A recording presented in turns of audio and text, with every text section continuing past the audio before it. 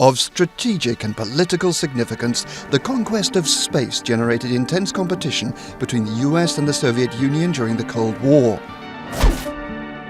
In 1957, the Soviets were first to place a satellite, Sputnik, into orbit. A few weeks later, a dog became the first living creature in space.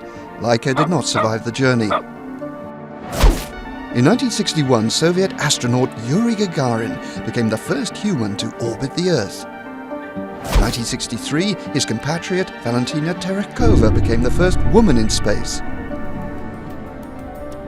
In 1969, the Apollo 11 mission made it possible for Neil Armstrong and Buzz Aldrin to walk on the moon. In the 1970s, competition gave way to US-Soviet cooperation, culminating in 1972, when the Apollo and Soyuz capsules docked in orbit. In those days, man was also dreaming of Mars.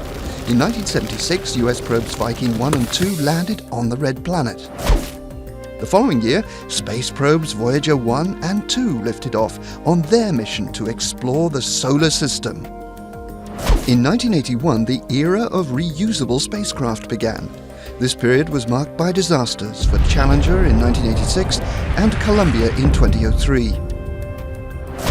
The Hubble telescope was launched in 1990.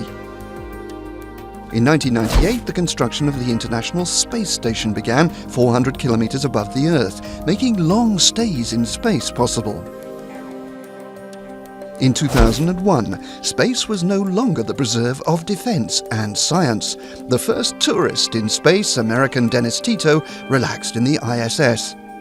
Since the start of this century, new private companies have shaken up the space industry.